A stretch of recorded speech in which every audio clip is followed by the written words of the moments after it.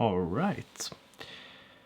So I have no idea if this is going to work, but if it's working, I just want to say hello and welcome to the last stream of 2019. I know I've been slacking a bit for this year or the last few months on the live streams, but welcome to the last stream of the decade, I suppose. I see Truth Seeker is already here in the chat. So, yeah, if you're watching this after it aired live, you might be wondering what's going on, what's gonna happen. And basically, I just thought that we'd end the year with a live stream. I was made aware by a viewer that it's the end of a decade. I hadn't thought about this, and for me, it's a pretty symbolic thing, really. And I want to talk a little bit about that. And just talk about some plans for 2020, kind of how this last decade has led into the upcoming one. So, yeah, I see a bunch of people are here. Awesome. So we see Sonic Neutronic is here, Morning Bow, Slacker. Yeah, I've been slacking. Yeah, I should have started the live stream much earlier. Tobias is here. Good seeing you, buddy. Hannibal is here. Couch Camper. Awesome. Casper is here as well. Soy, BBQ, Kale, Damiano. Good seeing you, buddy. Fragile Hammer. That's a good nickname. Awesome. Ganja Bud Weedful. The best nickname of this decade. Let's see here. Jeffrey is here as well. Good seeing you. Lucas, good seeing you all. So this is part of my new set that I built for live streaming and video recording.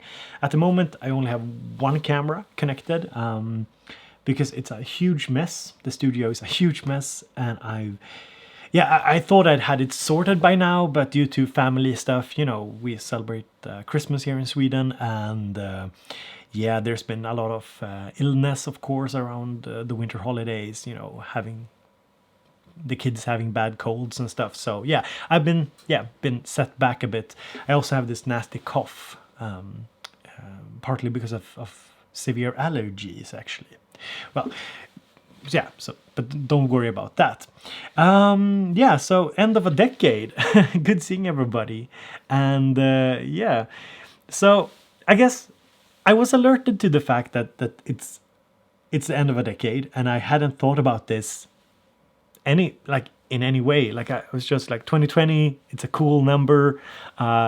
It's also the year when I'm going full time, and I hadn't thought about that. It's the end of it's end of a decade, and it's a pretty significant decade for me because back in 2010, I had started, but around 2010, I was sort of going into my academic career and healthcare career a lot. And that was my main focus. So, of course, over these last 10 years, a lot of stuff has happened. And you guys have been a part of it. So I think that's pretty crazy, pretty wild. Let's see here. Marcus is here. Good seeing you, Marcus Bennett. He says, "Hi, Bo. Always looking forward to these streams." So, thank you. And I do want to stream more in 2020 as well. Iflo Beats is here. What's up? Mark, Mac, what's up? Northern Cat says, "Long time no see, Bo. Gotta get ready for work. It's 7 a.m. here. Just wanted to drop by and wish you a Happy New Year." Thank you so much. Happy New Year to you as well, Northern Cat. You've been around for a long time.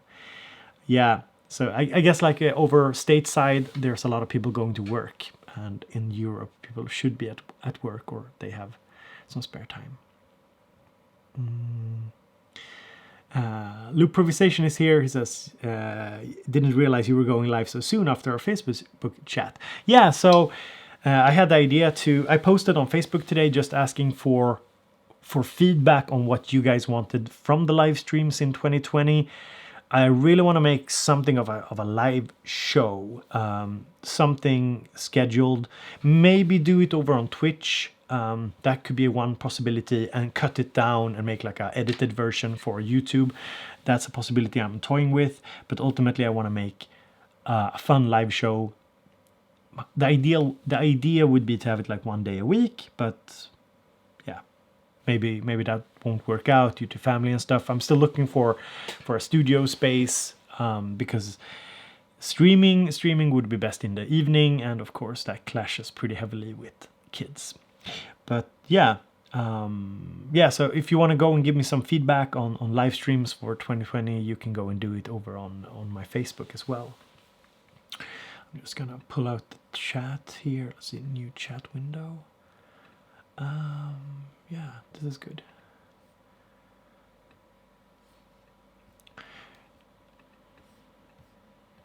Let's see here. Marcelo says, Happy New Year, Bob. Thank you so much. Augusto is here as well. Good seeing you. It's the audio. How's the audio? I'm actually streaming using this mic here, connected directly to the camera, so it's interesting. J Rod, good seeing you, buddy. Marcus says that everybody in England has a bad cold and cough. Yeah, it feels like it's part of the season. I'm just gonna make sure everything works. Yeah, so I thought I'd just start by saying a big thank you to all of you for this decade, I guess. Well, it's not technically a decade together. You know, I've had the channel since 2015. Started making somewhat decent content in 2016, I suppose. And it's, just been rolling since then. But you have all been a very big part of it all. And I think just the fact that some of the topics that I wanted to just briefly bring up today was suggested by you guys from Facebook. I think that speaks volumes to this cool community that we have here. I feel like in general, the synth community has such a low amount of trolling and hate and vitriol, and I think that's super cool. I think it's very unusual for an internet community to be that positive, and I'm really thankful. And when I post new videos, I try and read a lot of the comments, and I've had to be more selective with what I answer because, of course, as you grow on a platform, any social media platform, you get more and more questions and it takes up more and more time. So I have to be a little bit more selective what I answer, but I try and answer a lot of things. And in general, it's just a pleasure to read all like the thoughtful comments. I see a lot of, I did the AE modular video just the other week, and there were so many interesting comments, like both like the positive ones that like kind of endorsed the AE modular format, but also like the more critical or skeptical comments. Everything is like, I enjoy the fact that everything's thought out. Like there's a lot of well thought out comments, whether it's like super positive or a little bit more negative, it doesn't really matter. I think like there's room for being critical and room for challenging ideas and stuff like that. But in general, it's like, it's always a pleasure like to see this, and I think that's something I really want to keep up in the next year, trying to keep it positive and but more so, maybe not, it doesn't have to be positive, I suppose, but constructive. I think constructive is the right word. Just to have a constructive talk around the tech that we love.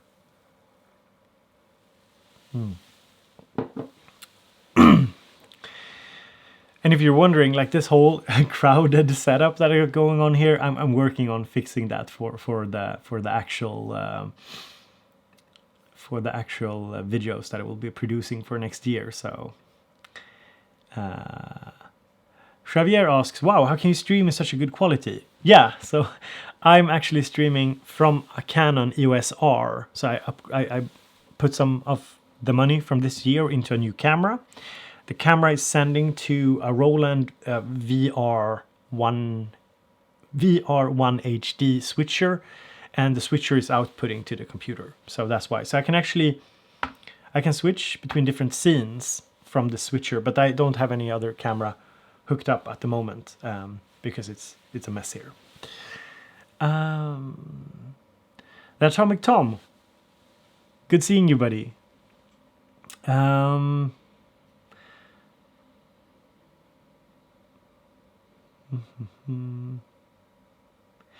Mario says, "We thank you. You gave us a lot of content and info, at least for us who were new to the synth community. Thank you.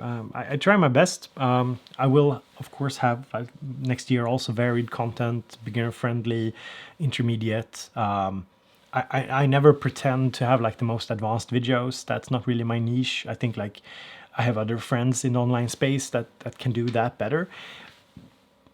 But I do try and like have a pretty broad range of things. I actually saw some cool comments about that on the, if you saw the chromatic modules video I did on together with Dreadbox from SoundMit. I saw some cool comments like the fact that I don't know the product that well. When I looked at them at the event, I started asking like questions. Oh, is this the input? Is this the output? Like questions that might have gone unanswered otherwise. And sometimes I think that's good too, not knowing everything all the time. It's more like you get excited questions, like you get excited about something and want to ask questions. And I know some people are a little fearful of asking stupid questions. I'm not. I'm totally aware that I don't always know a lot about certain things, so I try and like be open and just ask questions, and I hope that people can give good answers so somebody watching the video can learn basically. So I wanted to thank you anyway for for this year, for these years together, and going into 2020. I feel a lot of love and support from you all, which is I'm super excited about that. And it's always like a pleasure to post things when there's at least there's not a lot of trolling that goes on. I'm totally down with critique, or I never expect anybody to love everything I do or love every single product I check out or review I do. Like it's all fair. Like I like to see like the back and forth in the comments. As long as it's respectful, and I think that's what we got going here, a respectful community. I wanted just to briefly mention also the decade. Like it's been 10 years since I started working in academia and in healthcare, and I think I've mentioned this before. I've been working with music since 98, 99 sometime, and released stuff, made some semi-professional work, made a lot of like just hobby projects, and had it as a fun hobby basically. And sometime around 20, how do you say, 27? Is that how you say it?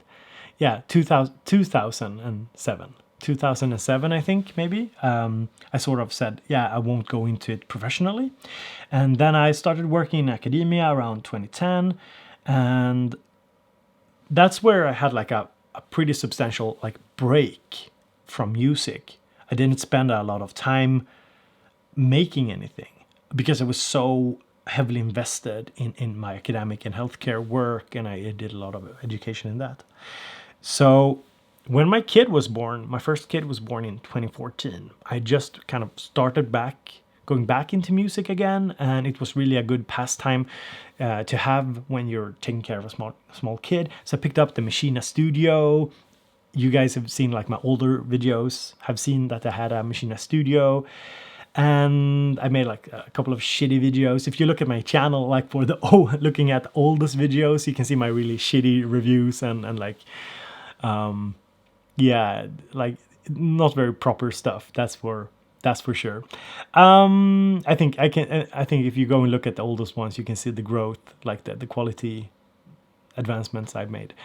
So that was in like 2014, I guess. And in I think I started the channel was in 2015, and then in 2016 I picked up the Novation Circuit, which was like the big turning point. I actually remember, it's always fun looking back, like how a certain decision in your life shapes so much of what's to come. So I stood there in the music store I remember this vividly. I stood there in the music store, and I was looking at the circuit. And I was like, yeah, it's it's limited. Because I worked basically in the box for a few years, so I thought it was like pretty limited. And I was like, nah. And I put it down. It's like looking at the price tag. I think it was like 330 euros or something. And I said to myself, yeah, it's a lot of money. I don't need this. And then I just like had this whim, like, but it's fun. It's fun. I can bring it with me when I'm traveling, and yeah, it's fun. So I picked it up, brought it home, and started getting into like the whole DAW scene and the whole like hardware synthesizer scene again. I'd come from kind of that sort of that culture a few years prior when I sold off a lot of my hardware, but this was the first time like I was really getting into it. Really, really trying to learn and trying to make music with hardware. Like really, really getting into it. And yeah, shot a few videos with the circuit and that sort of spiraled stuff. And I just thought about it, that the fact that now I'm going into 2020 and working with this full time. And it all started in that store with the young salesman who didn't know anything about synths, and he's like, yeah, you can do this, and he just got it wrong. Like he almost sold me like the circuit without the power adapter too. Like I was like looking into the box, like, could we just take a look in the box? Because I never trust like sales reps in music stores in Sweden, because most of them are like guitar heads, so they don't really know much about synths. So I looked in the box and there was no power converter, power brick. Yeah. So it was that sort of just set it off, I suppose, which is weird. So that was sort of a big influential moment in the last decade. Picking up the Native Instruments Machina, getting to working with that and like getting that proper hardware feel at least for controlling your software, and then picking up the circuit. Those were like big moments that sort of propelled me into making online content in a more focused way than I did before. Pretty much. Let me just pick up on what's going on here in the chat. Michael says, Bo, you are my money's worst enemy, spending it all on that amazing gear. Yeah, I know, sorry. I'm sorry. I should make a video about like how to afford synths, and like I probably should take some responsibility and advocate minimalism and like proper finances, I suppose. Don't buy stuff on credit, for example. That's a big thing. But then people will get annoyed with me because people want to buy stuff on credit. So yeah, I don't know. maybe that's a bad idea. You could just start a synth YouTube channel, I guess. That's the that would be the meme. That would be the Unz asks, do you perform live, and what's your setup if you do? No, I don't perform live. It's a goal I have in life that I want to do at some point, but especially now with traveling with the YouTube channel and doing coverage and stuff, it feels like to also perform live would be like crazy. That would be, yeah, probably burn out very fast. But I do want to do like a couple of shows for sure, sometime in the next decade anyway. Adam asks, do you still have your Sub 37? Yes, I have the Sub 37, but I'm actually, and I didn't think I would be saying this, but I'm actually downsizing the studio a bit, so a lot of the big synths are tucked away, actually. Volcanized is here as well. Good seeing you, buddy. Hey, Bo, have you decided on New Year's resolutions yet? Okay, New Year's resolutions, that's cool. I'd love to hear yours. Do you have any like creative New Year's resolutions, plans that you want to accomplish, goals you want to accomplish, and goals you want to reach in the next decade? No, but in the next year. For me, okay, so here's a big one. I can let me be totally honest. Some of you follow me on other social media platforms, and I really need to cut back on the social media things. So that's actually like, I'm sitting here smiling, but it's taking a toll on me. Being engaged in a lot of conversations on different platforms, I feel like it's something that in general I think is not very healthy for us, for anybody, but for creatives especially, because it sort of drains you. So that's actually a goal I have for 2020, to cut back on interactions, comments, Facebook, Twitter. I will be posting stuff, but I will be trying to cut back on the amount I engage, because I realize that I'm wasting a ton of time in fruitless discussions. This is why I started the Discord. So if you haven't checked out our Discord, it's linked in the description.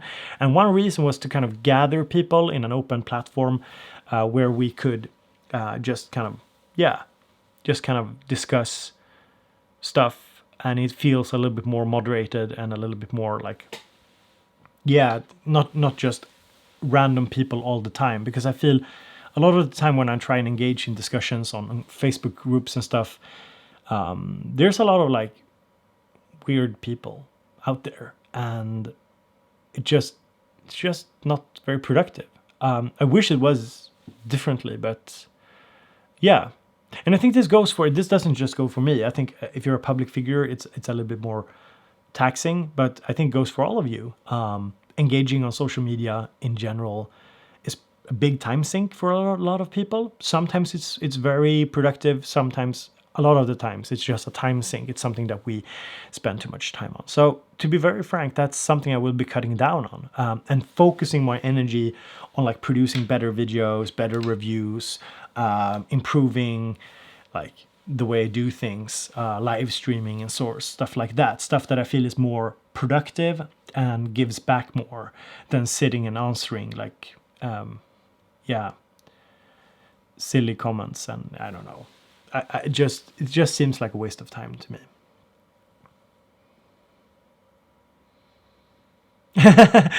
J-Rod says, weird people, geez, Bo, I'm still here. J-Rod, I love you, buddy. You know that. You're my favorite weird person. There's a lot of good weird out there. There's also a lot of bad weird, and it's just also like, I feel like a lot of the conversations we have is just pointless, waste of time. It just goes in circles, and I'm probably just as bad. I'm probably just as hopeless in some discussions as well. It's something with the online format that just tends to kind of bring out bad in us. I don't know. It's just hard to have like meaningful conversations.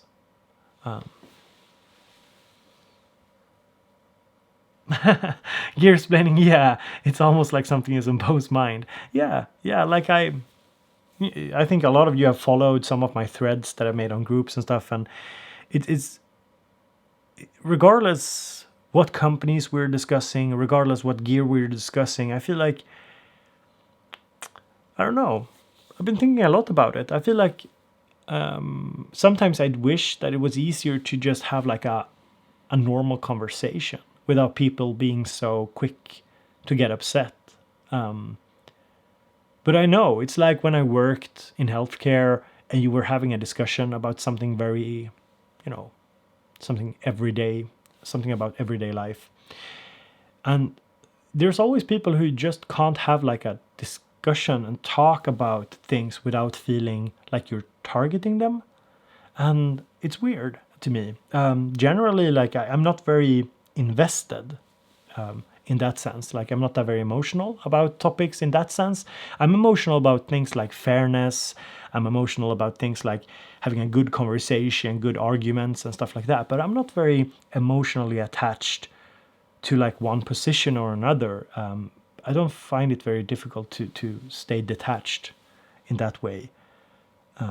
I think it's in general, I think people, especially on the internet, we become so tribal, us versus them. And it's a general problem, I feel. It takes kind of it's getting deep here, but it takes kind of the the worst in human psychology and just kind of amplifies it sometimes. And sometimes it's really helpful. Sometimes discussions can be super helpful, super good. I mean, especially if you have like tight-knit communities where people can actually help each other.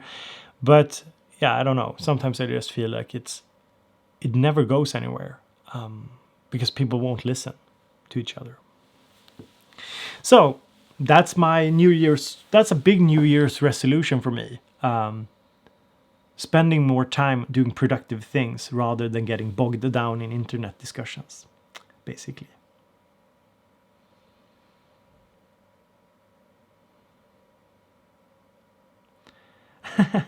Who's watching this wearing green jumpers? Hola, green jumper crew.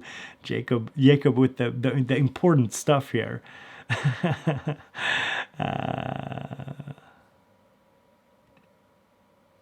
Let's see here. Inky says, yeah, well, we are the weird people. Yeah.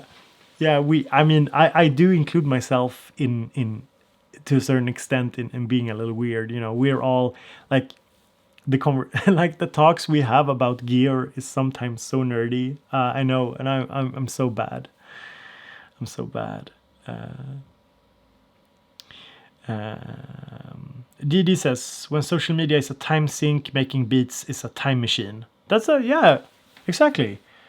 Like, yeah, social media is just a very big time sink, and I think next year going into more of a routine where I try and start the day not on social media and try and start it making music or making something creative is much more helpful in general. Let's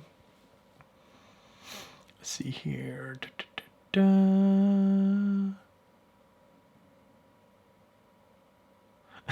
Sonic says, I prefer to leave a trail of sarcastic comments that go over most people's heads. Yeah. Yeah. Yeah, I can see the appeal. Yeah. Let's see here.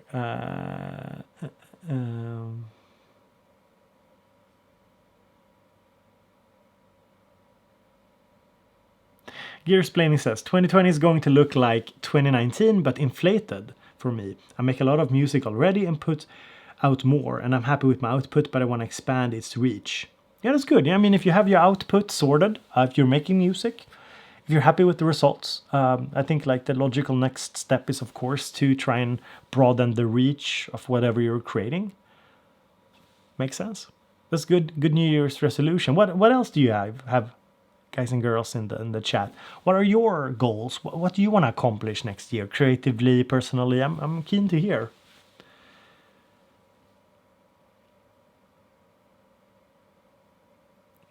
Golden Cat says, making myself coffee and had an idea for merch. Boffy, the official Bobits coffee.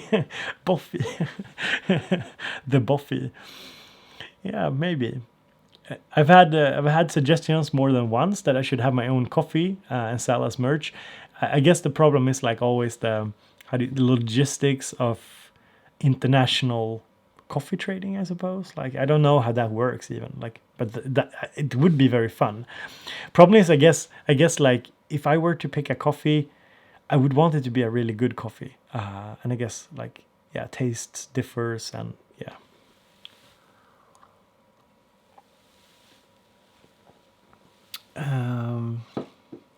But first, a sip of the Boffy. Yeah, so that was a little rant on my New Year's resolution. Anyway, yeah, let me bring up some plans. I think some of you might have seen my post. I made a little post over on Facebook and on I think Instagram and YouTube. Some stuff that is coming up, some video related, some video plans that I have. First and foremost, I want to do scheduled live streams, but I'm not entirely sure how or when. I haven't settled on anything. I know it's something I want to do, but I want a format that I feel confident in. And yeah, that's fun.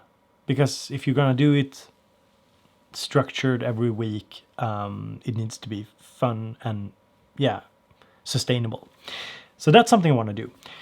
The modal Argon 8, it's actually over there.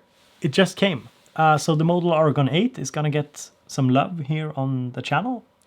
Probably picking up a Matriarch as well. It's one of the synths like on my wish list anyway, because it's, yeah, I fell in love with it when I tested it at Superboot. I have a video on that if you haven't seen it. I just tested it for like an hour, and it's just a lovely synth. Like, it's one of the dream synths I have. I have a secret synth that I've unboxed and started testing that is going to be announced really soon. I can't say much about it, but it's pretty cool. It's also quite like affordable, so it's nothing crazy, but it's interesting and it's original, and I think it could be exciting for some of you. Also, a new MIDI controller coming out soon. I have to watch my tongue here, but it's yeah, it's something that I think a few of you will find very useful.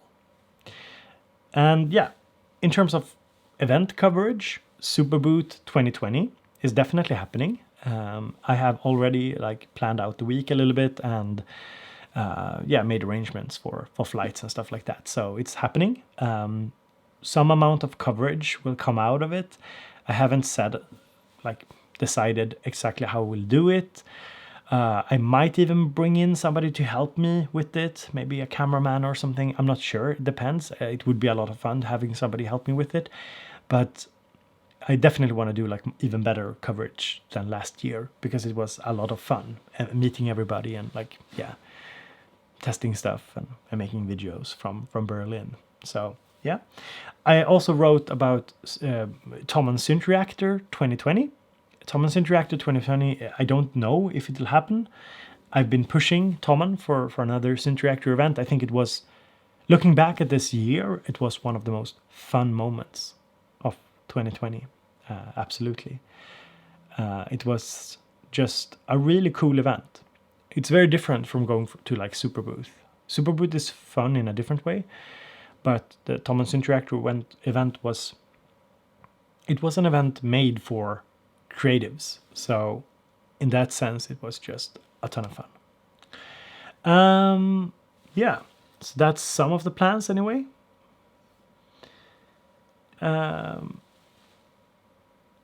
More Eurorack. So the next Eurorack thing that I will be working on is probably the Dreadbox, the chromatic modules. I have the set here, and I'm gonna make some kind of build with it and have some play around, make some music with it. I might even I could probably do like a little live stream around it too. That could be fun. Might also test some Endorphins stuff. Been talking to them about testing some stuff. That could be fun. Yeah, but more Eurorack. I have a few modules that I haven't tested yet. They're still like in their boxes, and I really want to test them and make some kind of review or demo of them. So that's something I will have more time for going into this year. I also have a lot of plans like around advice videos. So with the advice videos, I mean like music production, creativity advice. I have one video planned out that is called Why You Shouldn't Care About Likes, Listens, and Views. So it's a reflection video on why you shouldn't care about the number of hits you get, like the number of people that click the thumbs up, why those are not important metrics. But it's also like still important. So I wanna kind of make an argument why the numbers can be significant, but why you shouldn't care too much about them, and when you should care about them. So it's not like it's very easy to say that we shouldn't care about what other people think, we shouldn't care about numbers, for example, but at the same time, they can have huge importance if you know where to look and how to analyze them. So that's a video I want to make. I think it could be helpful, basically. And then I have some ideas of going to like Stockholm, for example. I want to test these ideas on you guys. So let me know what you think. One idea I have is to go to Stockholm and basically interview or do like small segments from professional studios. I have a friend, he's a professional drummer and has a professional drum studio. And I thought, why not make a video called like 3 ways to spice up your drums? Because I'm not really good with drums. So I thought it could be really interesting to seeing how he would approach, say, a song I've made or a demo I have, and like how he thinks I could spice it up a bit. So stuff like that. I also have like an idea for doing like a video on myths, like music production myths, things people say online that might be, well, not untrue, but might not be the only truth anyway. So that's something I'm thinking of doing together with some guys in Stockholm, some professionals that I think could really elaborate on some things. So stuff like that. I'm very keen to hear what you think about that, if that's something you think would be interesting as well. Thank you, Spaceflight. Day in the life of a studio. Yeah, I mean that's a really good idea. Huh? Day in the life of. I'm gonna write this down. It's a. I didn't think about that, but that's really good. Like, I mean, that's a very good topic just to kind of talk about with some professional producers that are like mix engineers or producers or whatever you want to call it, working in professional environments. Like, what's a day like? Because it's definitely, it's going to be different depending on who you ask. That's for sure. I'm gonna write it down. That's a solid idea, actually. It's a really good idea. I'm just gonna, yeah, saved that idea. Goes into the idea bank. Yeah, client interactions, etc. Yeah.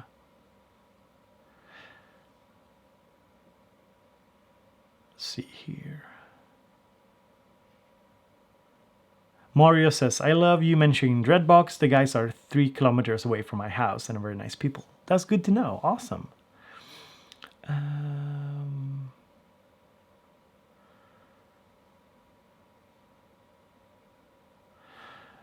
424 recording says, oh nice, which just gonna ask about Synth Reactor. Yeah, so I've emailed Thomann and said that I want a Thomann Synth Reactor 2020, and they've said yes, maybe, no, they didn't want to specify. Could happen, I suppose, but yeah, I don't know.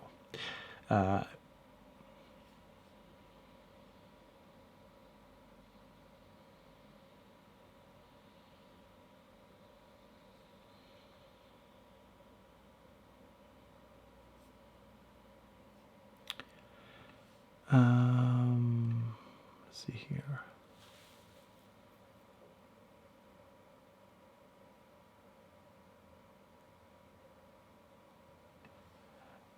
Jan said, I like the drum idea because it discusses musical content instead of just some entertaining day in a life. Yeah, I suppose, Jan, the way to look at it is that it's music is well and good, and I think that's a very important side of it. But I also think that a lot of people who are interested in like a career in music production, or want to understand kind of the business side of things, is very much into understanding like how can that kind of day look. I think there's, at least when I listen to a lot of podcasts and stuff about creative people, and it's always so interesting to hear how they tackle different problems and different everyday tasks, because it's kind of reaffirming. Sometimes it just it kind of reassures you that you're not the only one struggling with certain things, and sometimes you get really good ideas of how to tackle problems. But definitely, like, having both sides could be very interesting. I was thinking about like maybe I could do like a segment about mixing with a proper mix engineer. Like, it's not my strong suit, so maybe I could do something like that. Yeah.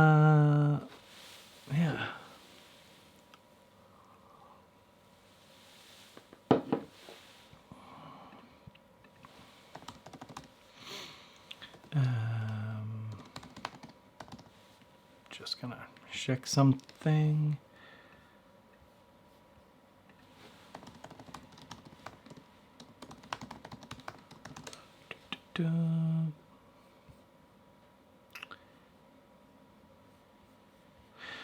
Yeah, so where are we? Jacob says, gotta go now. Big green jumper and Converse crew. Big jumper. That's awesome. Well, thank you for stopping by, Jacob.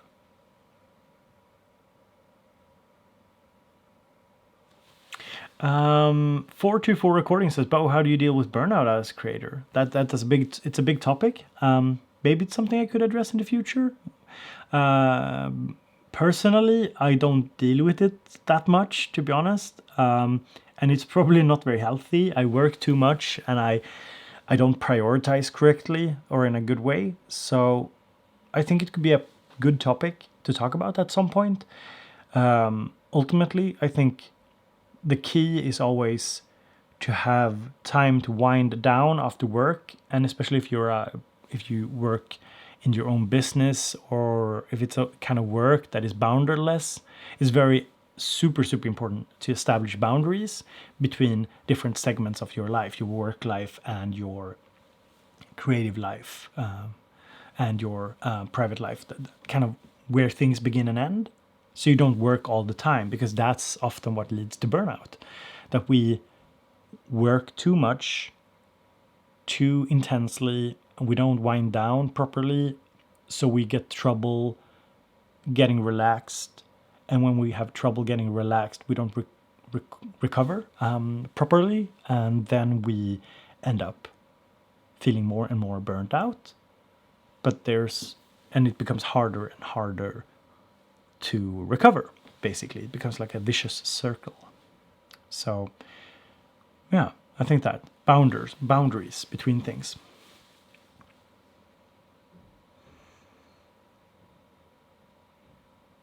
Yeah, for example, like social media, cutting down on that could be very important, because I mean, even if you can handle it, like I don't get very upset when I read something bad, but it still takes a toll on you over time. I think it's not so much about like if you have like strong reactions. It's more that it wears you down over time if you don't have a good balance, basically. Oh, Mark says, very true. I teach online and I feel like I'm at work 24 hours a day. Yeah, that's rough. Yeah, that's. Oh, did somebody super chat, or I don't know? Somebody said something. Let's see here.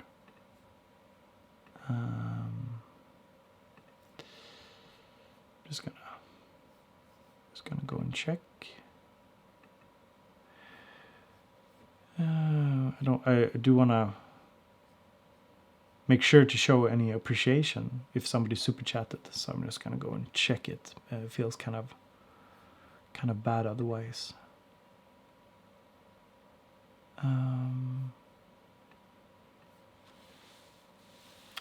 Let's see here.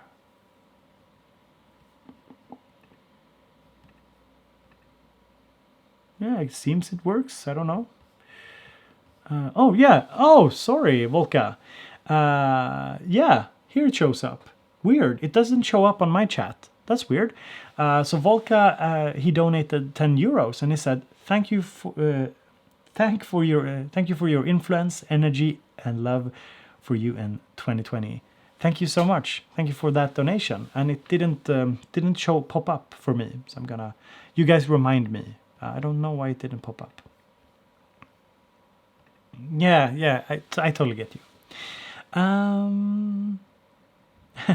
You can't please all of the people all of the time, but you can please some of the people some of the time. Yeah, I think in general, if I look back at the last 10 years, something that I've learned from YouTube that was much harder to learn from being a teacher or psychotherapist is that you learn who to listen to in a much more direct way, because after a while you sort of heard everything. What do I mean by that? Well, when enough people can give you feedback on stuff, you sort of realize that there are trends in the feedback. Certain things reoccur. They come back. Certain things ideas, feedback, criticisms, but also praise.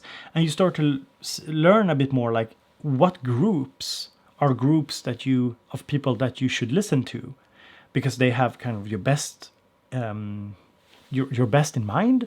And I think this also goes for you guys if you ask for feedback on music. Something I've always said since I started doing online content is that you shouldn't just put your stuff out there for random people to comment, because most of the time people will just comment with their it's very much their it's not just their perspective on what you're doing. It's that they're pouring their I don't like the word projection because it kind of relates to older psychology, but it's a word we can use for now.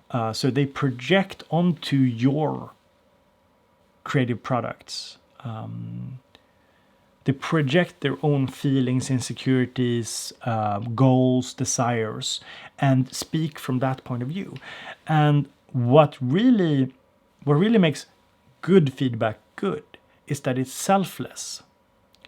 So if you listen to like professional producers giving feedback, there's like videos where I think Pharrell is giving feedback, and I love that video. He's like, it's just the way that he's so gentle about it, and it's very clear that he doesn't want to just take his ego and put it on somebody else. And I think that's something that you learn when you're online a lot, that a lot of people won't have your best interest in mind. They're not out to help you realize your goals. They're just kind of projecting their own ego, their own desires onto you. And I think that's and why this is different from when you're a teacher is because when you're a teacher, your job is to regardless of why somebody is giving you certain feedback, you sort of have to work with that person because that's your job. You have to work with that person. So if they give you bad feedback on your performance, feedback that is pointless, it can still help you understand what's going on with that person. But that's not your job as a musician or music producer necessarily, especially not online. A Loopimprovisation, good having you here. Hope to see you later. Rob asks, hey Bo, are you releasing songs or albums in 2020? Yes, I am. Believe it or not, I am releasing music next year. I actually have a few songs in the works, but I haven't had the time, and the studio is a mess and everything's been so hectic and crazy. I really haven't had enough time to sit down with my music. But like I have a hard time enough finding time for my reviews and my videos because I've been, taking care of my kids a lot of the time, and had a lot of different obligations. So I have a new track. I'm not sure what I'm gonna call it, but I've posted some teasers on Instagram, and I'm actually very happy with the results. I actually made it with Ableton, so I thought maybe make a little video, kind of, my first track in Ableton, because it's literally the first thing I've finished in Ableton. And I've found out some things I really like with Ableton, in how it's very much like a music first kind of software. It's almost like its own instrument. I like that a lot. So that track is coming. I wonder, I'm not sure if I can. Let me check something. If I can play it to you. You want to hear it? You want to hear a early demo maybe? I'm not sure how it works with this streaming setup, but we could figure it out maybe and see if it works. Let's see here. Let me see if I can.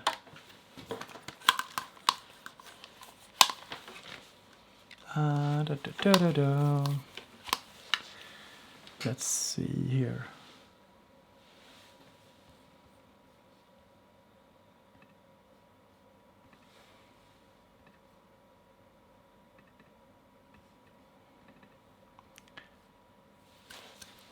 So I'm just gonna see if I even can get the audio into the stream.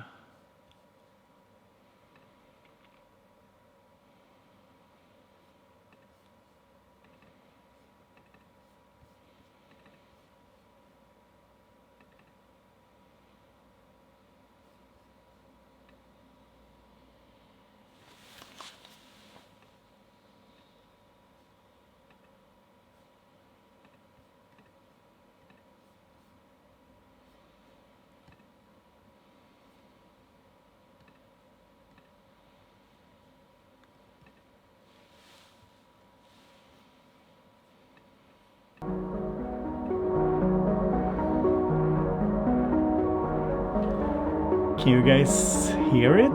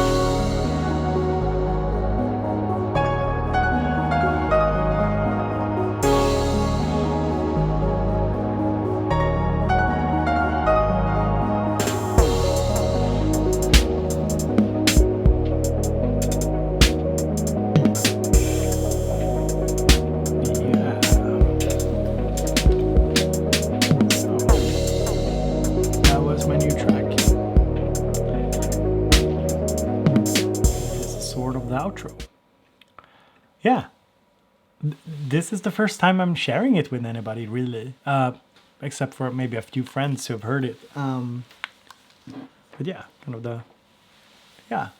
It's not 100% done yet. I have stuff I want to do with the mix, but like the whole instrumentation and progression of the track is pretty much there. Yeah, thank you. This was really me trying also to push myself. As people noted, like there's the arpeggio is, I think, is in 1/12. I really can't say it. It's in 1/12 division, time division. I have a hard time saying it in English, but that's basically the time division of the arpeggio. And then I have the drums. They're in 1/16, 4/4, like 4/4. And of course, like with the shakers and stuff on the 30 second. It's so hard with the math things in English for me, but I hope you understand what I'm saying. So that is that's my new track. I actually had a lot of help from DivKid. He's an excellent drummer. So basically, the basic drum groove was something I made up, and he came with some valuable input, talking about like feedback, like. Instead of posting it somewhere and getting like a ton of random feedback, I sent it to Div and to Ben, and I asked like, what do you think about the drums? And he came with some very important suggestions that was very helpful. So I'm very happy about that. But also, like, it was also an interesting interaction. He had some ideas that I didn't like, and he had some I liked, and the whole thing that you have to sort of keep your own artistic idea in mind, like, where do I want to take the track? What's my aim? So I took some of the ideas that he shared with me, and I was very happy about that. I thought it felt like it turned out good. Yeah, I think like the mixing is the mixing could do with a little bit more work. I have a few things, but thank you, Richard, and good seeing you here, Richard, as well. Welcome to the stream. There's a lot of the track I've actually mixed. This is weird. I've not mixed the track on any pair of good speakers anyway. I also challenged myself. I did a lot of the work so far using like cheaper headphones. I did a lot of with AirPods. I have them on me? No, the AirPods Pro. Super weird, right? But at the end of the day, I think when I've played it back on other systems, it's getting there. It's getting there to a point where I feel it's good enough to release. What I want to do is I want to take the drums of this song. I want to put them through the analog heat. Just kind of either like as a kind of a master effects on the drums, or just doing like maybe a kind of parallel compression kind of thing. That's something I want to try and do. Just kind of beefing them up a little bit more. Yeah. Mixing is overrated, yeah. Could be. Yeah. Well, that was good. Now we tried the mixer portion of my streaming deck here, and it seemed to work fine as well, so that's cool. Yeah. Software drum machine? Not sure what I'd recommend. Battery is a really good one. It's feature packed, so I like it. I reviewed, if you were in Ableton Live, I reviewed the Revolution pack, or reviewed, I demoed it from Wave Alchemy. They sponsored a video, but those are the drums. The drums in this track is from the Wave Alchemy pack. Because I actually like them, like for reals. It's not just because they sponsored a video. I actually think it's a good pack. It was very simple to use, accessible, and that's important to me anyway when I'm working with software. You don't want to fiddle around too much, so I think that's pretty good. The AirPods have a huge latency. Well, it's not as bad as you might think. I mean, you can't play stuff, but for listening back, I kind of wanted to challenge myself to use like Bluetooth stuff and like see how I responded. Yeah, it was different when I was mixing with stuff like that. I used the Audio Technica M50X Bluetooth ones as well, and used them over Bluetooth, just kind of making some adjustments. And yeah, I think it goes to show that it's not really, I mean, it's easier to do on a good pair of headphones, of course, but yeah, I think it didn't turn out that bad. 424 recording, good having you here, buddy, and yeah, see you in the next year, I suppose, in 2020. let's see here. Nanomancer says Hydogen is a good software drum machine, open source. Yeah, awesome. That's great.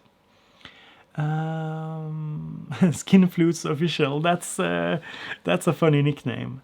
I'm considering buying an analog slash VA synth. Has to be versatile with string machine capabilities. I was thinking about used virus tier 2. For I think like Novation Peak.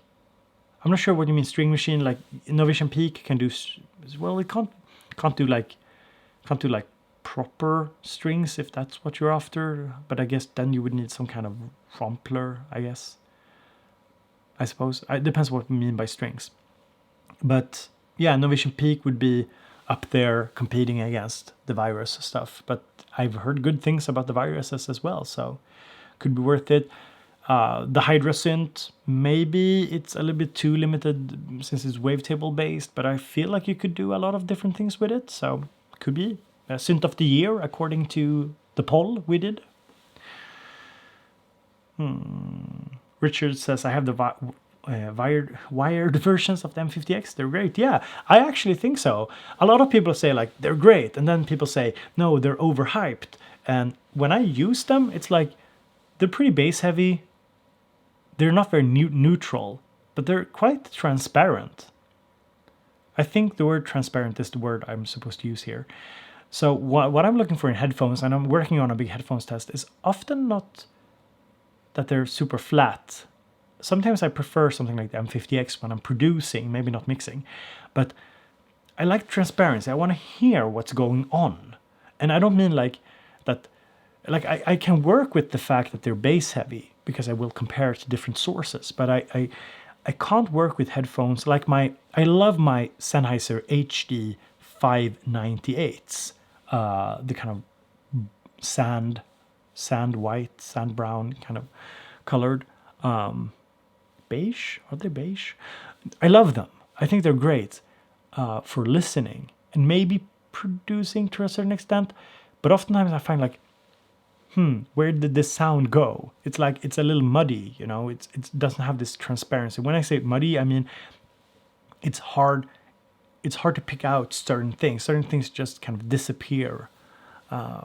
Certain details, and I really love hearing details when I produce, even if the frequency response isn't flat, even if the bass is a bit too pronounced, I can still hear what's going on. And with some headphones, especially, it can be that they just kind of don't offer that level of detail, so you don't hear the sounds in a transparent way. Aris the band says, happy 2020 and thanks for all the nice videos. Thank you for watching. That's the most important part, that you're here. Oh yeah, okay, ARP Omnia, yeah. I can't really say. Like I don't have much of a relationship to like string machines. Yeah, exactly. Yeah, I thought so, Richard, that it was like a reference to old classics like the Solina, but I wasn't sure.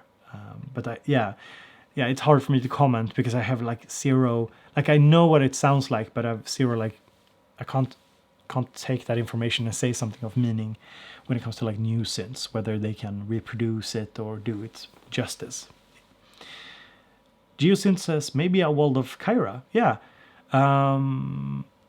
I don't know. I can't remember who it was, but a viewer, Marshall Arnold, has a YouTube channel, and he did a review on the Kyra pretty recently, I think. Let me see if I can find it. Let's see here. YouTube Marshall Arnold. Let's see here. Marshall Arnold. He made a little review. Let me see if I can find the video. Here's one of the videos. Sorry if there's audio coming. Let's see here. Yeah. So this is a viewer of the channel, Marshall, his video about the Kyra. I think he has multiple videos. So it could be a good idea to go and check out his channel if you want to. Um,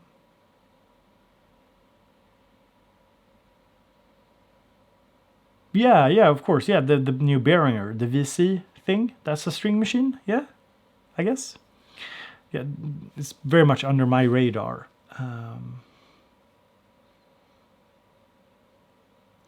Jonathan says, I started watching Bo for circuit videos. I wonder if all the new synths that came out this year will push Novation to make a circuit too. Like, I have no insight into this, but I really want them to make a second circuit. But I'm not sure how they would do it. Either they would go for like a Circuit XL, but that would sort of put it in a different category of products, more expensive, like 800 to 1,000 euros. Or they could just make a Circuit Mark II, because that would be in line with how they generally do their launch pad kind of things. They've done the Mark I's, the Mark II's, and so on.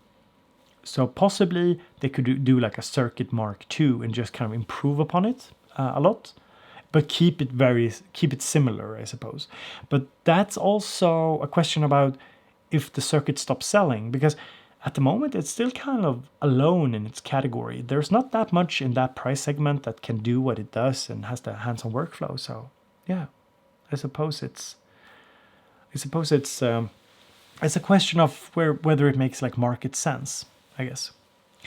Let's see here. Troy, good seeing you here, buddy.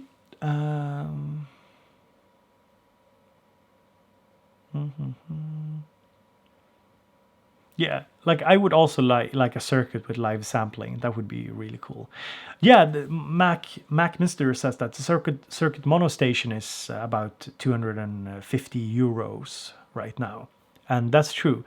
Novation, I think, are still having a sale for the circuit mono station. From what I gather, I'm not sure if they would be making more of them. I'm not sure, but it's a product they're still supporting, from what I gather anyway, and I think that it's a product that a lot of people didn't quite understand. It took a while for me to understand it too, and I think it's for 250.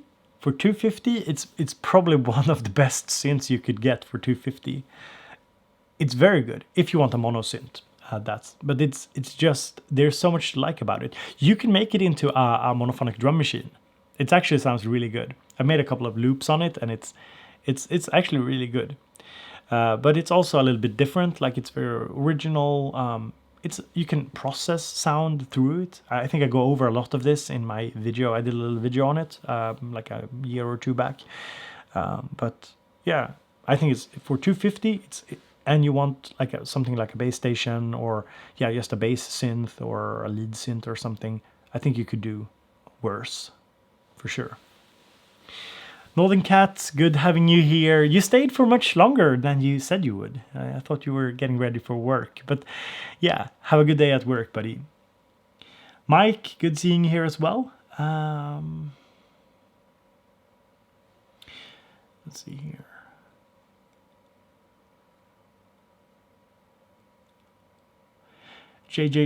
JJ says, anyone else have the problem of being afraid to commit to new gear because it will be replaced by something better the day after you order it?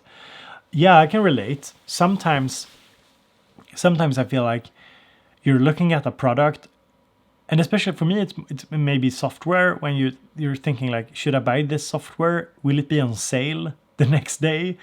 Because sometimes you buy something and then it's like 50% off. I bought a Nintendo Switch Lite, and I bought a game at full price, and then like the week after they had like a major sale, and I was like, okay, that's a bummer.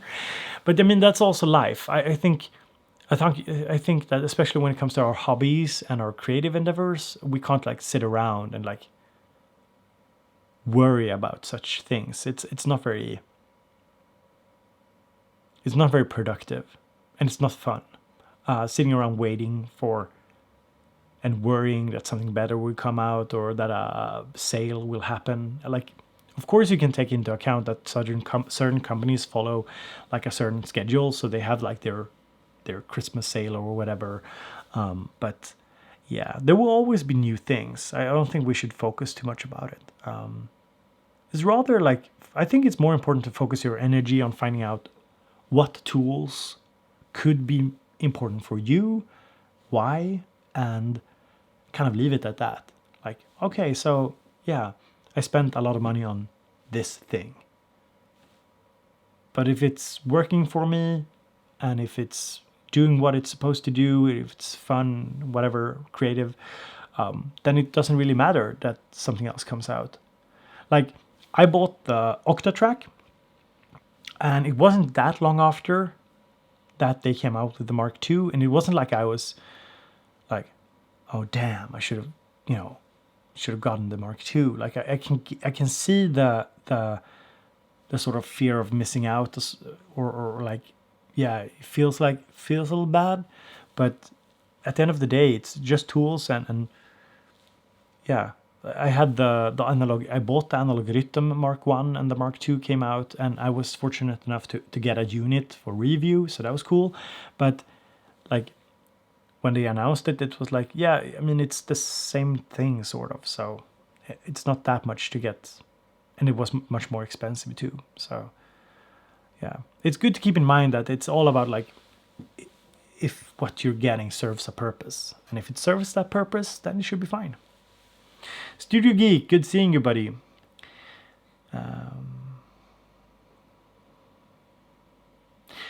Couch Camper says, I'm more worried because I bought stuff not really supported anymore, sitting on two Behringer mixers, USB interfaces without Windows 10 drivers. Yikes. Yeah, that sucks.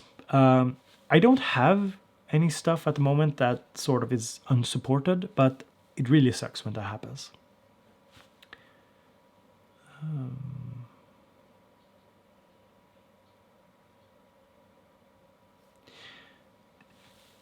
Yeah. Let's see here. Was there anything else I want to bring up? Yeah, talking about like 2020. I might go to SoundMit again. I don't know if you guys enjoyed the coverage from there, but that's something that I want to do as well. See if I can go. There might be some other events coming up that I want to partake in. So yeah, stuff like that will definitely happen next year. Some of it anyway. I'm also kind of curious, while I have you all here, while we're streaming, I need to end in a little while, but I wanted to kind of ask, what was, if I just can ask you, and it's not to, I don't want to, it's not to boost my own ego, I'm really genuinely interested. Kind of what were some highlights from this channel of 2019? What was some videos or something I did that you really enjoyed?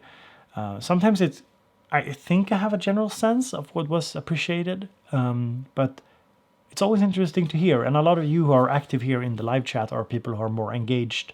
So just kind of interested in hearing like one thing that you took away from my channel in 2019. Maybe inspiring me to do something similar next year, or just kind of giving me a bit of feedback on that. So something that was important to you from my channel in 2019, and just kind of curious to hear what you think.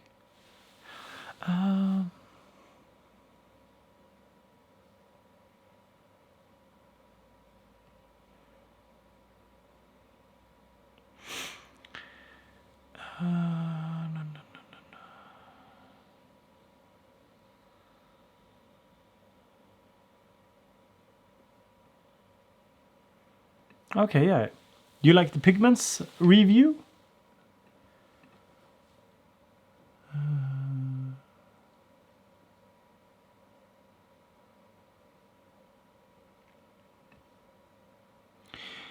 So let's see here. Braille Records says that one thing I got from your channel, a desire and knowledge of awareness for a lot of amazing gear I wouldn't have known about otherwise. That's awesome. That's good to hear. That's definitely like a key. That's a goal of mine, I suppose. For example, when I'm at an event, for example, or when I'm approached by companies, I always look to like, are these interesting products? Is this something I want to make people aware about? And I try and focus on things that I even when it comes to software and stuff, there's so much going on, but I always try and like have I try and have like a feeling for it, that it's something important.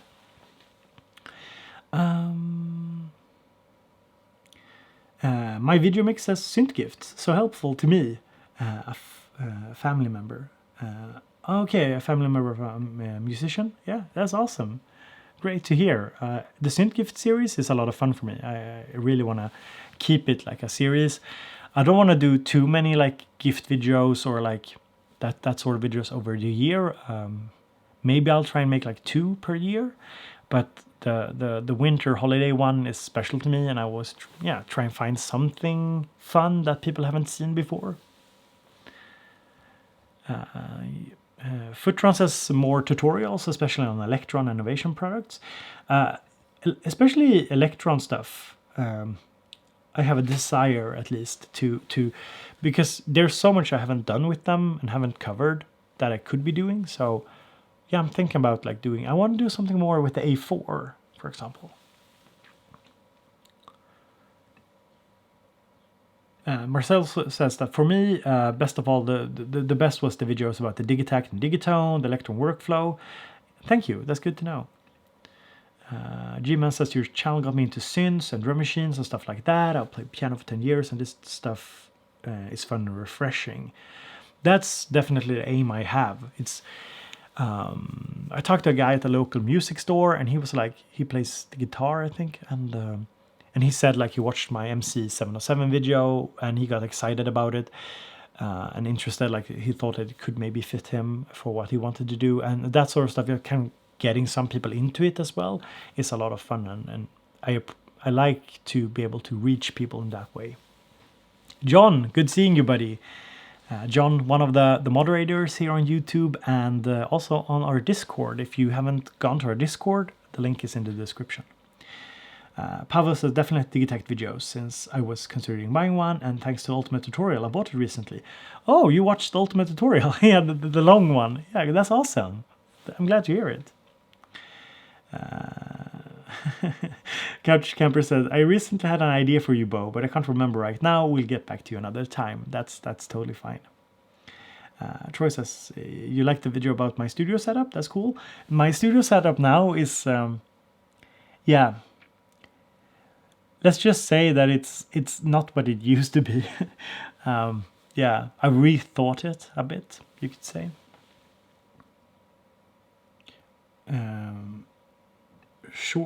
Short Earl? Is that how you're supposed to say it? Or Kurt Earl? I come to your channel for inspiration generally. Very refreshing community. Also got myself a bunch of knobs from DJ Tech Tools. They should sponsor you. Yeah. Contrary to what some believe, it's not like people shower me with sponsorships. I for the gift video in particular, I had it was DistroKid, right? I had DistroKid on as a sponsor. They've been sponsoring a few videos on the channel this year, and that's been great because it does help fund whatever projects I want to do. But otherwise, it's just people. I asked them to send over a few knobs because I thought it was a good gift, basically, and hopefully people find that fun and interesting to see. And I look at like the amount of traffic going to these stores because people want you to, in the gift series video, it's like people want you to link the products because they want to find them quickly. And I see, I'm not kidding, it's pretty crazy, the click-through, it's pretty wild. It's like a lot of people that are going to the stores I suggest.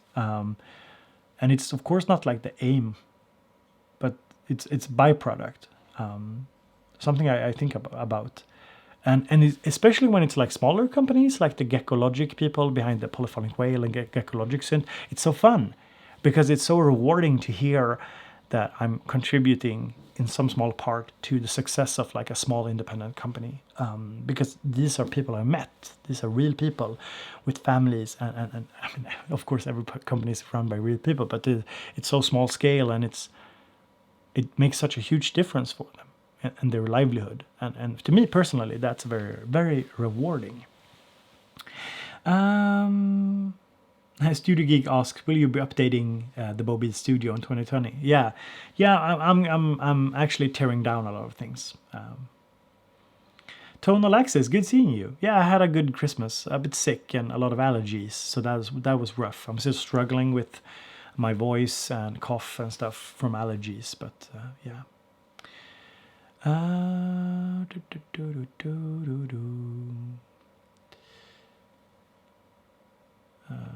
Yeah, I have a good mix of affordable and expensive equipment. Sold me on the Digitact. Yeah, Mike. I think I've sold a few people on Digitact, but it's still one of my absolute favorite instruments to sit down. I might actually. I've been invited to hold like a little workshop on a Swedish synth event, and if I do it, I might do it on the Minilogue or the Digitact, because they are my go-to stuff. Ari says, I once gave a synth to my nephew. He wasn't interested. Ah. Dave K says that as a beginner, your studio setup videos are gold, and I love your tutorials. Thank you so much, Dave. That's really good to hear. Really good to hear.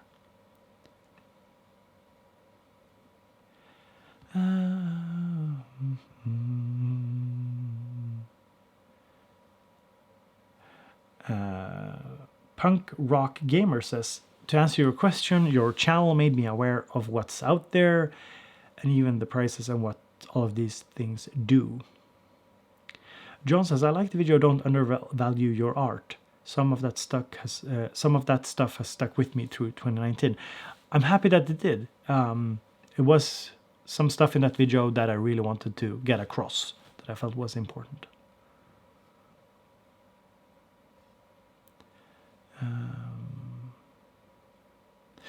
Yeah.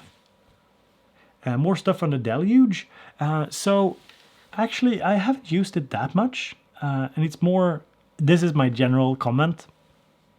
When I'm not using stuff, it's not really indicative of the product. It's more indicative of me having time constraints, and maybe I'm also not very effective sometimes. So it's like, it's hard to find time for everything.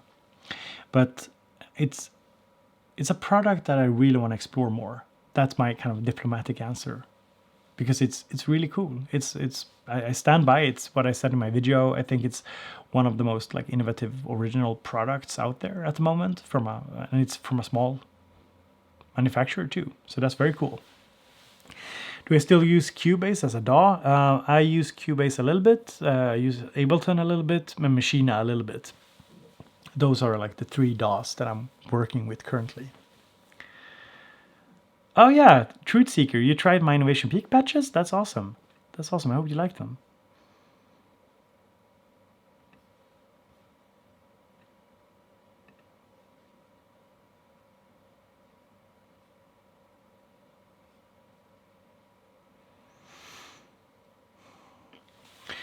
Wilderness Music asks, do you think that the introduction of the Hydra synth will change what we see from digital synth manufacturers? I don't think it alone. I think the Hydra synth is like a symptom of the market shifting more to digital again.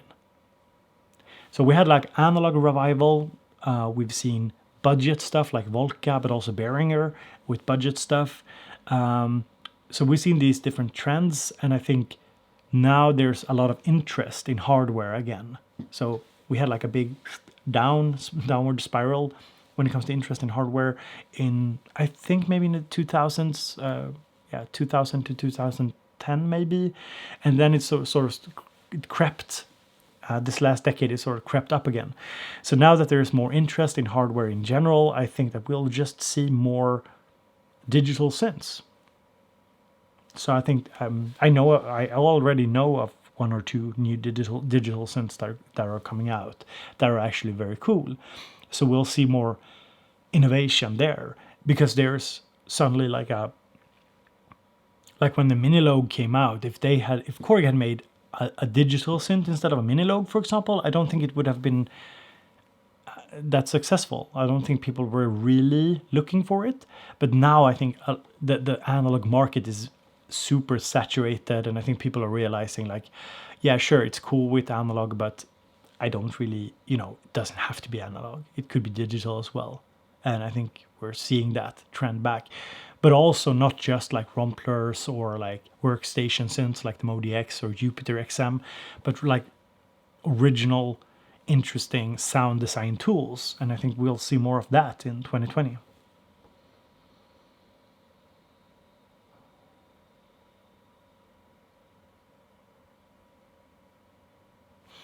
Rob says, have to go now. Thank you so much, Rob, for the kind words. Hope to see you in the next year as well. Lomo says, will you be reviewing the Argon or Super 6 soon? Super 6, I don't know. It's a super pricey synth.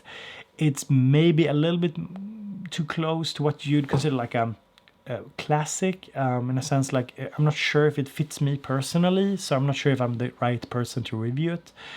The Argon 8, I have the Argon 8 sitting over there. Yeah. Rancy, good seeing you, buddy. Hope to have you on at some point as well next year.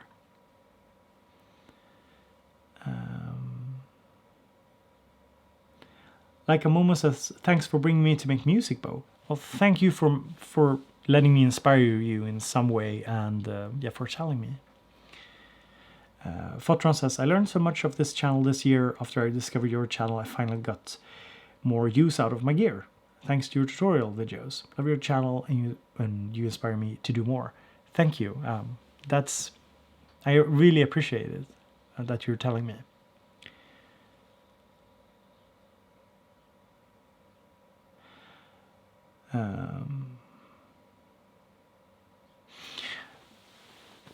Yeah. Thank you all for being here. I know I've been slacking on the live streams, but it's something I really enjoy. Just hanging out with you all, kind of answering questions, discussing stuff.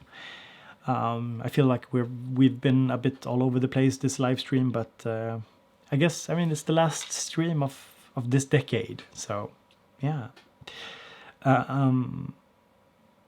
Yeah, I'm just gonna see if there was anything else. Oh yeah, so I guess most of you know that we have a Discord. Discord is like a chat server, so there should be a link in the description to our Discord, and we have something fun going on. We will do temporary event channels, so basically like chat rooms for events. So for example, for January, so if you're doing January, or if you want to check it out, I hope people will be posting about January in that section of the Discord, and we'll do one for NAMM, for example, and Superboot and so on, and you can come with suggestions as well. So I hope we can develop it a little bit more. There's a lot of different channels, so some are more active than others, but I think also like the temporary event channels could be a lot of fun. Just kind of seeing what's going on. You could share your own January experience or sharing stuff that you found inspiring, and I think that could be a lot of fun for 2020. So be sure to check out Discord. It should be linked in the description of this video if you aren't.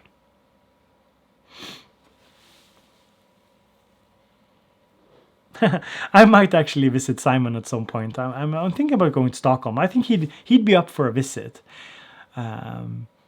We could do like a funny video, me and Simon, where I'm like, I could dress up like a little posh and come into his studio. Like, not that my studio is clean, but I mean his studio is a little crazy. I could be like, yeah, you should let me get a brush. Let me brush it. Oh, we need to order this. That could be fun. We need to sort through your stuff. Oh, do you have this cable with this cable? They are different. We should have them in different, like go and be a little bit anal about stuff. That could be fun.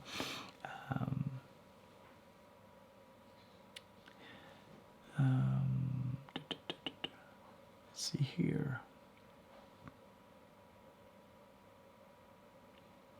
Oh, Ben Lees, that's awesome. I'm glad if my videos helped you making a decision. Like, it's very important to me. Like, there are of course things that I generally advise people on. Like, I'm a big Minilogue fan. It's easy for me to recommend it to most people. But for the most part, when it comes to like yeah, stuff like say the Deluge or MC707 or Digitact. Even though I'm partial, like I really like the Digitact, I always try and be careful when I recommend it because I want it to match what people want. I don't want to recommend the Digitact to somebody who's looking for a synth, for example, because while you can do synth sounds, it's bad advice. So I do try and do that in a reasonable way anyway. Exactly, Couch Camper. Bo enjoying to be the more orderly guy for first time. When I spend time with musicians, I don't really consider myself a musician because to me it's like musician is somebody who's like lived the life of a musician in some way. Maybe like do gigs and travel and do live music and stuff. That's how I envisioning what a musician is culturally anyway. So when I meet, like when I was at the Native Instrument event, the Creative Base, I definitely feel like I'm a very orderly person compared to a lot of them. Like not that it's bad in any way, but it's just different. Like where some of the people you meet are very like how do you say laissez-faire in French, or yeah, they just take the day as it comes, and I'm like go to bed. I wake up super early, go into the studio. I made 2 or 3 tracks, like just from waking up 2 hours before everybody else, and like I can be pretty strict with my schedule. Hey, White Sea Studios! Hey, what's up, guys? What's up? Good seeing you here, buddy. Welcome to the live stream. White Sea Studios. Witze, is that your name? Witze? I don't really know how it's spelled, but yeah, my body double. I thought you were Finnish, but I realized you're from the Netherlands, I think so. But my Netherlands body double. I should do a collab with Bob Eats. Yes. Wilderness Music says your channel and a few others have saved us musicians thousands of dollars. Yeah, I hope so. Cool. Yeah. Andrew says, I enjoy hearing some of the songs you make. So I can see if I can. I might have 1 or 2 songs that I could play you maybe. You create your reality. Well, hello there, buddy. Good seeing you. Happy 2020. You have that cool verified check mark. That's cool. Now I get excited. Let's see here. Can I visit your channel? You create your reality. That's a really cool name. Let's see here. I can't say. It made me spend thousands. Yeah, so I guess that's the drawback as well. I guess it depends on what you're after. Let me see. Do I have anything else in music form that I could be playing you? Anything new since I managed to actually sort the live stream thing. Let me see here. Do you have anything on this computer anyway that is worth playing?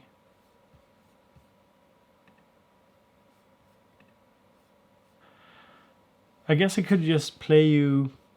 I mean, a lot of you haven't heard my old stuff, so I can play you. Let me play you my favorite song. Some of you have already heard this. I'm sorry, but let me play you my favorite song. If I were to play something from my youth, this would be it. Let me see here. And then I need to go pretty soon. I think my kids are coming home. Let's see here.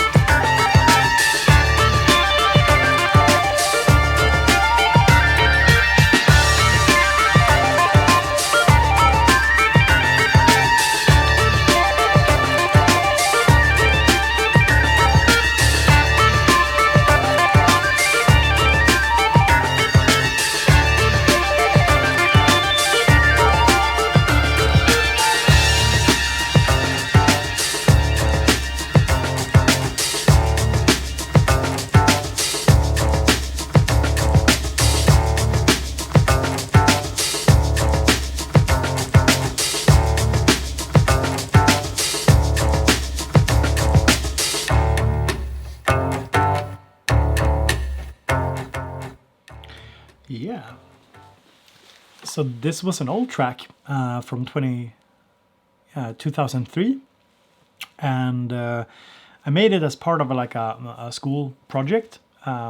We had like in Swedish schools, you go to gymnasium until you're like 18 or something, and you do like project work. So you do like an essay or something. But I took music production courses. We had like a proper studio, and this song is mixed and mastered in a pretty good studio actually. The school studio, we had like a really high-end studio for being a school studio. And I got a question here: what kind of stuff I was using to make this track? And this track was made in Cubase or Nuendo. I don't remember which one I had cracked. Oh, sorry. Back then, it was still legal, and I don't endorse that sort of behavior anymore. But in Sweden back then, it was, anything goes. I had Cubase or Nuendo. I used the Pro 53 from Native Instruments for the lead sound. The drums is a rhythm I made, plus like a drum loop from some Big Fish Audio sample pack, I think. The bass is from a Swedish jazz, like doom doom doom doom. The bass line is sampled from the intro of a Swedish Swedish jazz quartet, I think, that I was listening to live, and I heard the bass and I was like, I need to sample this. So I sampled it, and I think I cut it up a bit to, obviously the jazz tune wasn't in 4/4. So basically that was it. Hey John, good seeing you. John Kalmar, good morning from the States. Kalmar is actually a city in Sweden. Kalmar. Discophone, good seeing you. So this was made basically all using my computer in 2003.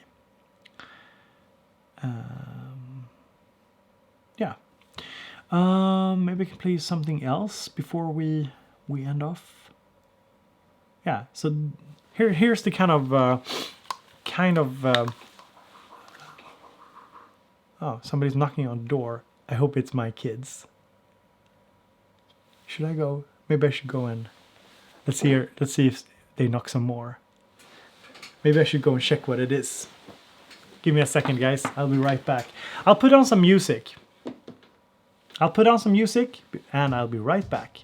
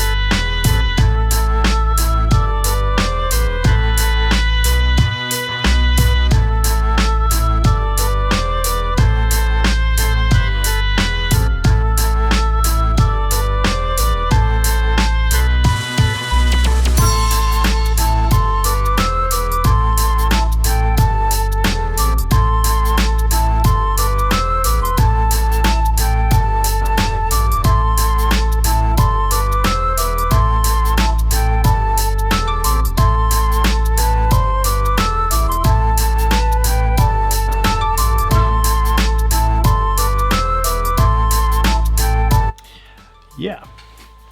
So just the music from my past.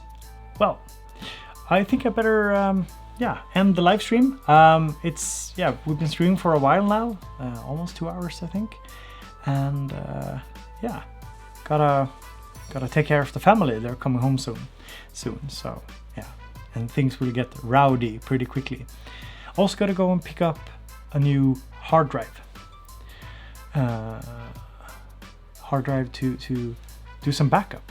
But thank you all so much for this year, and this decade, half a decade on YouTube anyway.